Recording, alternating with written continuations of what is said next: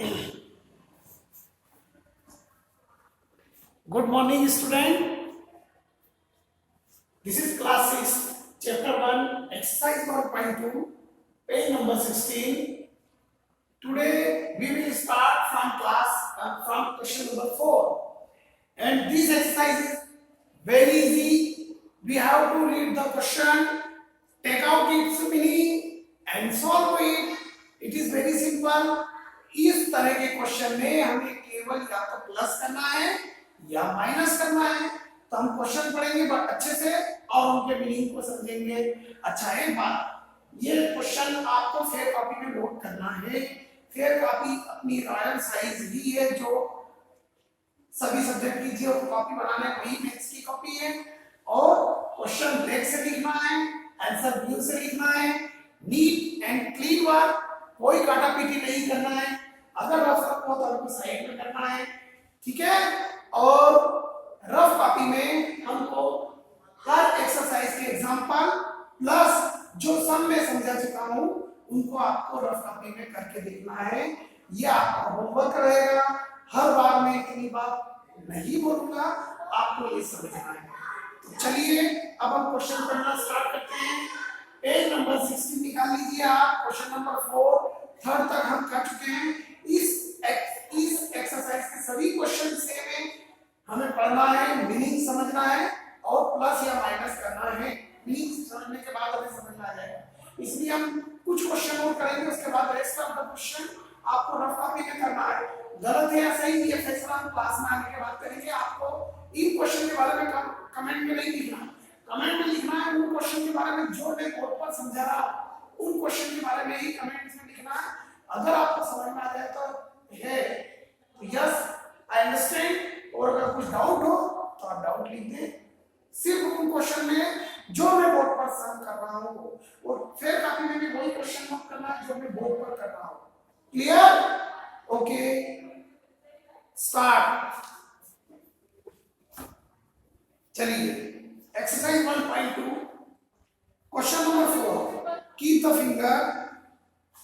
Kirti book stores sold books worth ₹2,85,891 in the first week of June. जून के पहले सप्ताह में कीर्ति बुक स्टोर कितनी बुक सेल करता है, कितने रुपए की सेल करता है?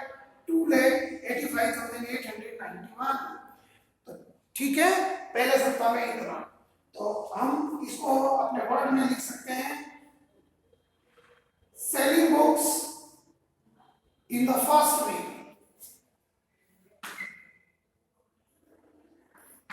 सेलिंग बुक्स लिख सकते हैं, sold book in the first week हम लिख सकते हैं। चलिए sold books,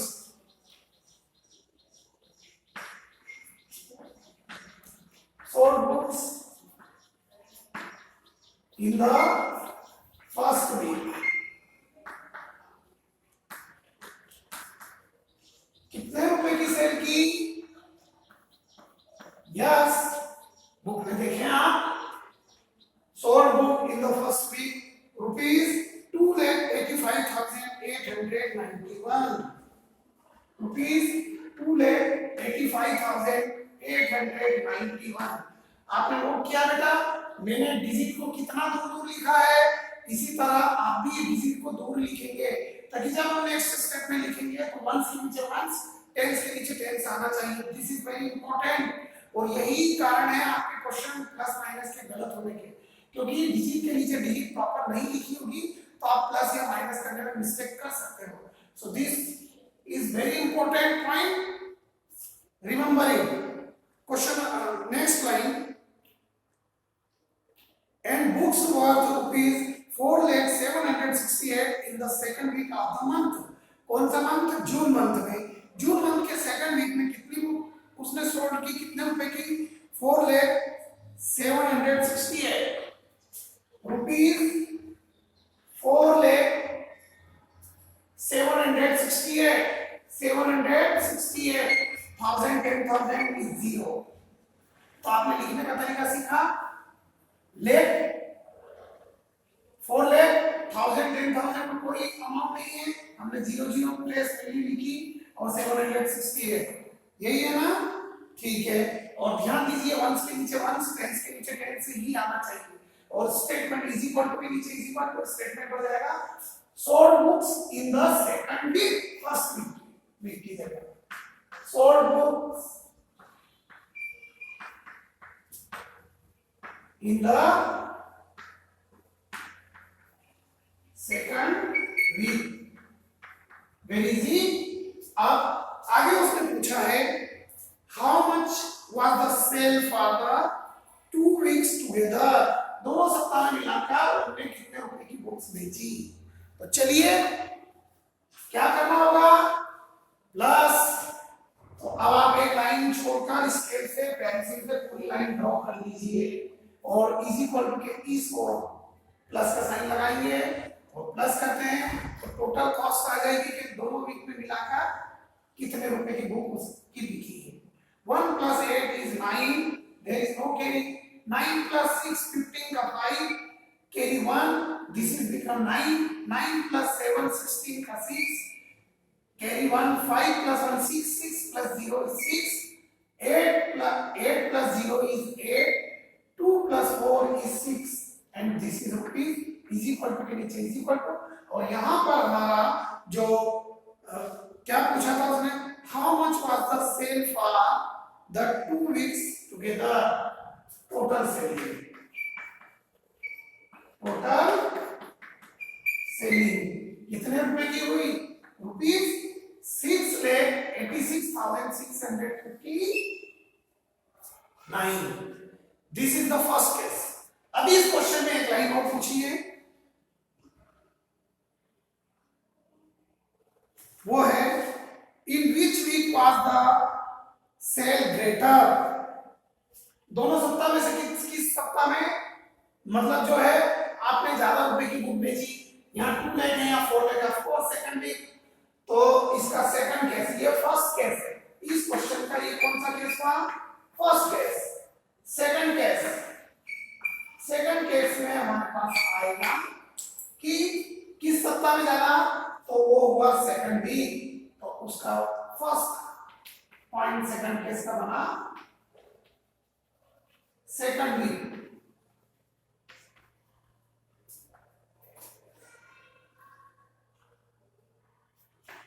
in which week was the sale greater, तो in second week sale greater, ऐसा भी लिख सकते हैं, in second week sale greater than first week.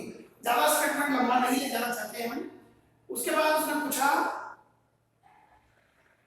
And how much, और कितनी ज्यादा बिकी, तो हम क्या करेंगे, 4,768 में से 2,85,891 को माइनस कर देंगे, तो हमको पता लग जाएगा कि कितनी ज्यादा बिकी, तो हमें डिफरेंस फाइंड करना है। So therefore difference is equal to 4,768 minus में यहाँ पर जगह कम होने की वजह से माइनस साइन यहाँ लगाकर लिख रहा हूँ, माइनस 2,85,891। अब हम साइन का फर्क यहाँ पर माइनस करके बता देता हूँ मैं। चलिए थोड़ा इतना नोट कर लेंगे आप देखकर, मैं इसको रफ कर देता हूँ, माइनस ऊपर करके बता रहा हूँ। Where is this,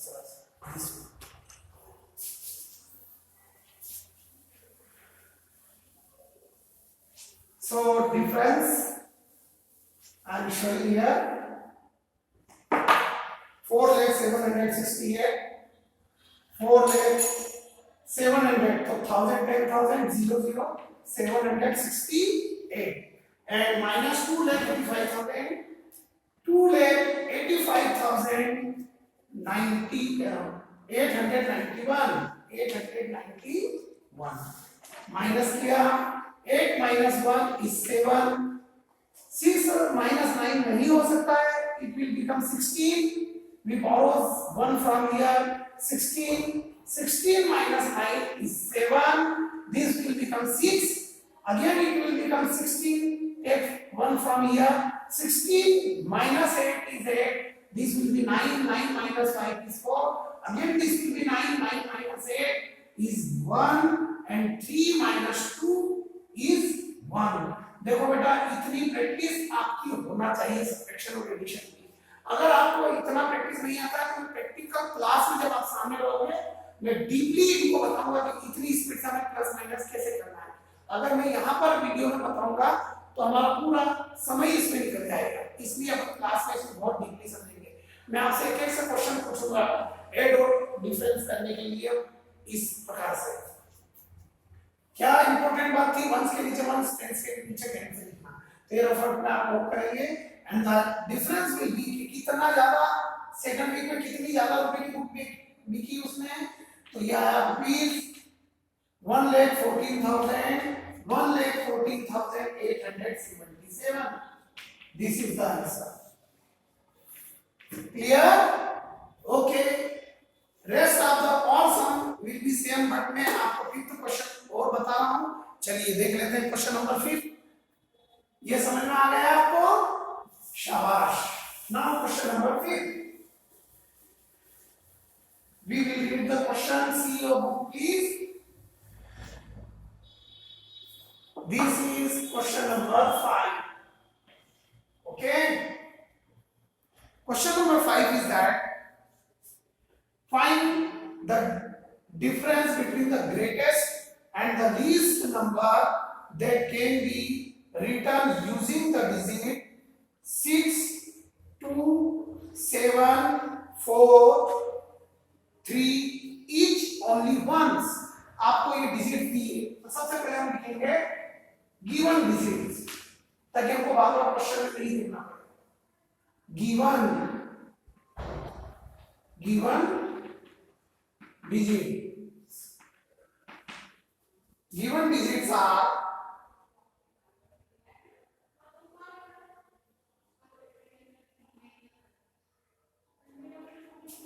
6, 2, 7, 6, 2, 7, 4 and 3, 4 and 3।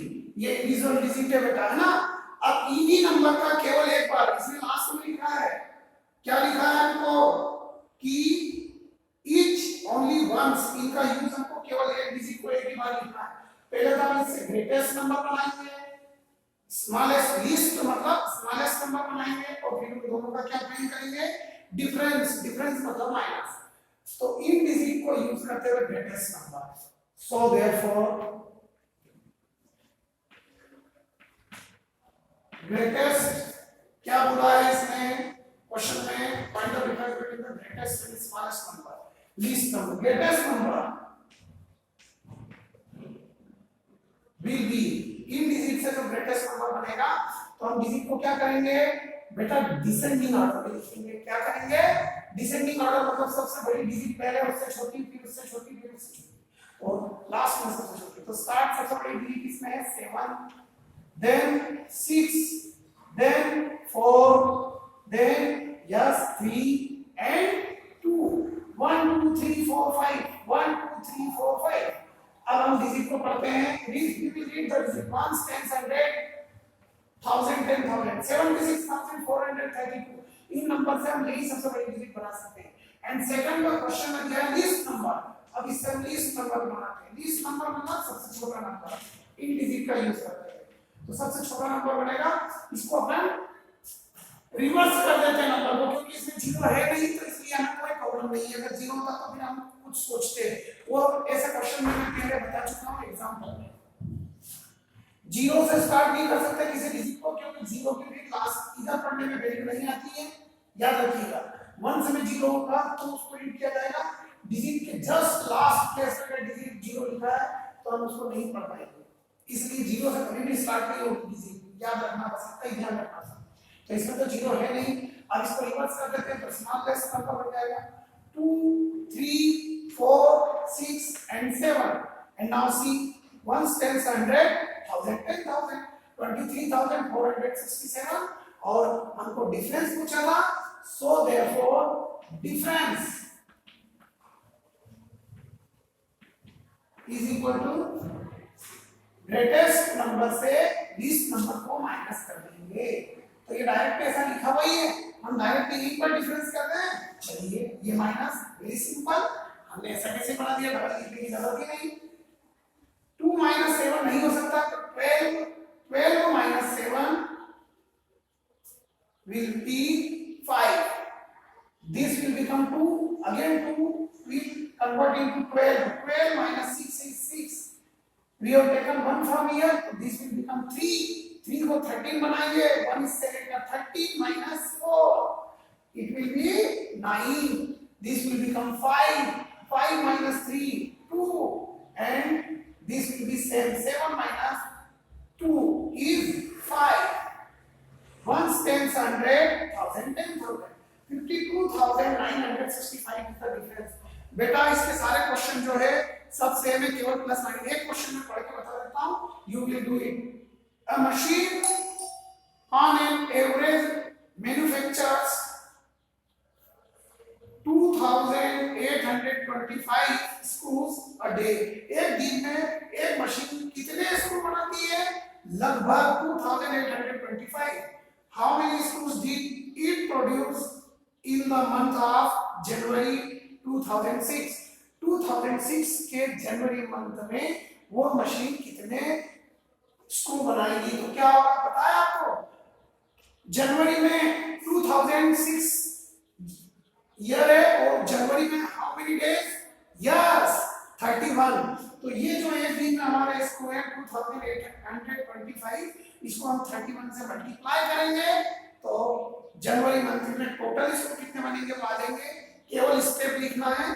चलिए फिर भी मैं बता देता हूं, क्वेश्चन नंबर 6 तो भी देख लेते हैं। उसके बाद यहां तक कि आपको कॉपी में नोट करना है, बाकी के क्वेश्चन आप रफ में करेंगे। जो भी होगा वो मैं आपको क्लास में समझाऊंगा।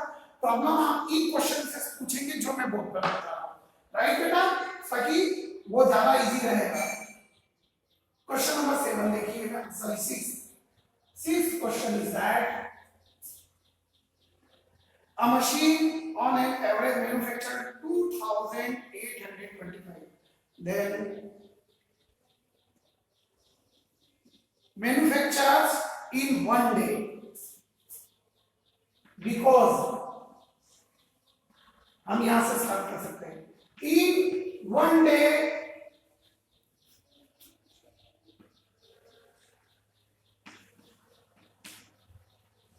manufactures screw R is equal to R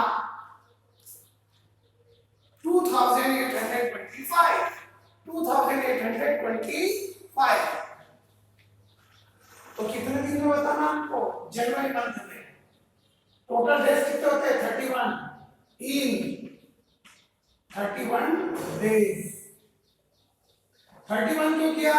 क्योंकि total days in January is equal to 31 days. Total days इन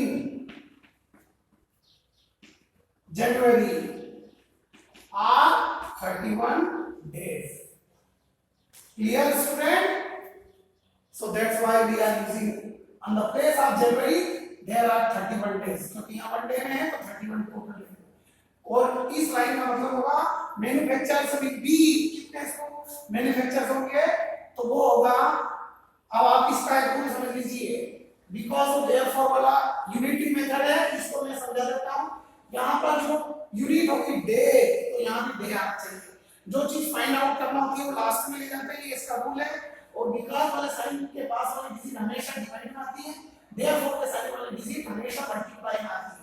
मतलब ये हो जाएगा 31/1।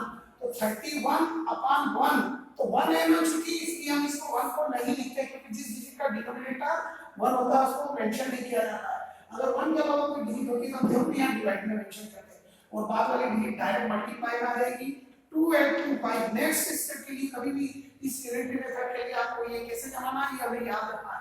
जो दिया गया होता है यूनिट वो हम स्टार्ट में लेते हैं और सेम यूनिट लेते हैं बिकॉज़ ऑफ देयरफॉर में, और जो फाइंड आउट करना होता है वो लास्ट में जाते हैं। अभी हम फाइंड आउट करेंगे 31 डेज में यानी जनवरी मंथ में कितने इसको करेंगे।